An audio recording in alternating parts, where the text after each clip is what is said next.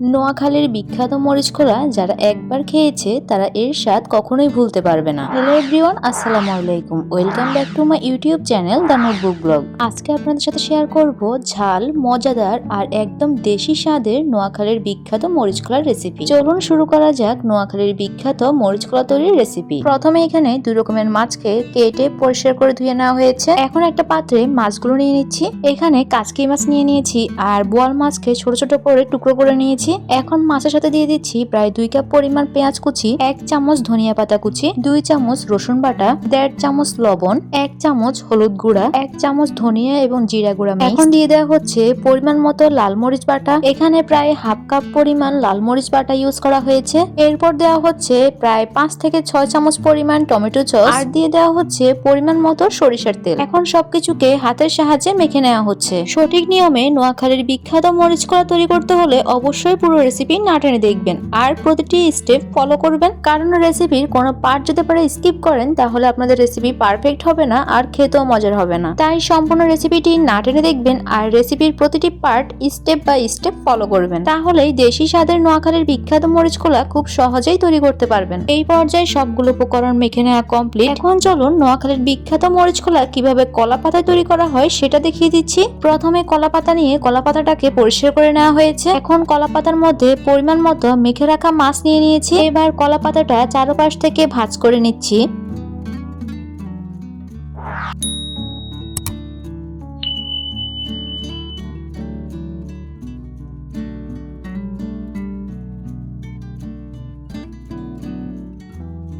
এই পর্যায়ে মেখে রাখা মাছ কলা পাতায় মোড়ানো কমপ্লিট। এখন একটা চিকন সুতার বান্ডেল নিয়ে নিয়েছি। এবার এই সুতা দিয়ে কলা পাতাটা ভালোভাবে বেঁধে নিচ্ছি যাতে করে কলা পাতাটা খুলে না যায়। আপনাদের হাতের কাছে যে কোনো সুতা দিয়ে এই কাজটা করতে পারবেন, তবে খেয়াল রাখবেন যাতে করে কলা পাতাটা খুলে না যায়। স্ক্রিনে দেখানোর নিয়ম অনুসারে কলা পাতাটাকে এভাবে বেঁধে নিবেন, তাহলে কলা পাতাটা সহজেই খুলবে না।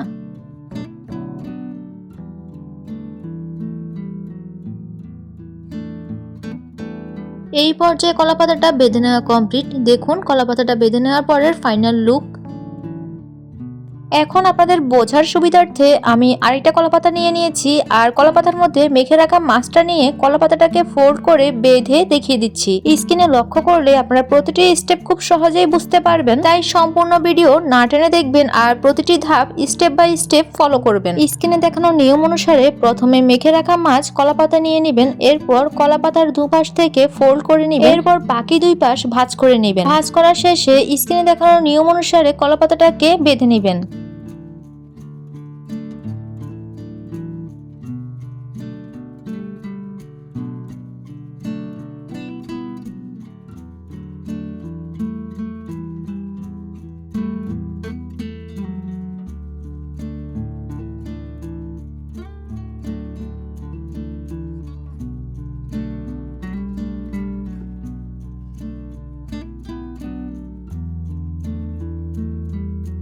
এই পর্যায়ে কলাপাতাটা বেঁধে নেওয়া কমপ্লিট। একই নিয়মে বাকি মাছগুলো কলাপাতা দিয়ে মুড়িয়ে নেওয়া হবে। মাছগুলো কলাপাতায় মুড়িয়ে নেওয়ার পরের ফাইনাল লুক এটা। এখন চুলায় একটা তাওয়া বসিয়ে দেওয়া হয়েছে। তাওয়ার মধ্যে এখন কলাপাতাগুলো দিয়ে দিচ্ছি। খেয়াল করলেই দেখবেন তাওয়ার মধ্যে কিন্তু কোনো ধরনের তেল দেওয়া হয় নাই। এখন কলাপাতায় মোড়ানো মাছটা ঢাকনা দিয়ে ঢেকে দিচ্ছি। এই পর্যায়ে কিন্তু চুলার আঁচ একদম মিডিয়াম লো হিটে রাখতে হবে। এইভাবে ঢাকনা দিয়ে 15 মিনিট রান্না করার পরে এখন ঢাকনাটাকে সরিয়ে কলাপাতাটাকে এপিট ওপিট করে দিচ্ছি।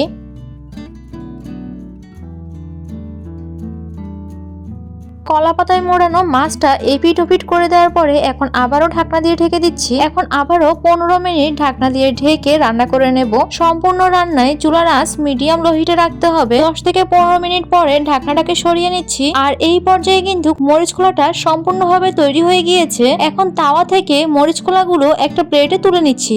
এই সময় কলা পাতায় মোড়ানো মরিচকলা থেকে কি যে লোভনীয় একটা ঘ্রাণ আসছে, সেটা যদি আপনারা বাসায় না তৈরি করেন কখনোই বুঝতে পারবেন না। নোয়াখালীর মানুষের কাছে কিন্তু কলা পাতায় মোড়ানো মরিচকলা খুবই জনপ্রিয় একটি খাবার, তাই যারা এখনো পর্যন্ত এই মজাদার খাবারটি ট্রাই করেন নাই তারা অবশ্যই এই রেসিপিটি ফলো করে এই মজাদার খাবারটি একবার হলো বানিয়ে খাবেন। আশা করব আপনারা যারা এখনো ট্রাই করেন নাই তারা এই রেসিপি ফলো করে যদি বানিয়ে খান তাহলে আপনাদের বারবার খেতে ইচ্ছে করবে। এই হচ্ছে নোয়াখালীর বিখ্যাত মরিচকলার ফাইনাল লুক। আপনারা কিন্তু মরিচ খোলায় কাসকি মাছের সাথে চিংড়ি মাছটা ব্যবহার করতে পারবেন। এই মরিচ খোলা কিন্তু গরম গরম ভাতের সাথে খেতে অসাধারণ স্বাদ। সম্পূর্ণ ভিডিওটি দেখার জন্য সবাইকে অসংখ্য ধন্যবাদ। সবাই ভালো থাকবেন, সুস্থ থাকবেন। আল্লাহ হাফেজ।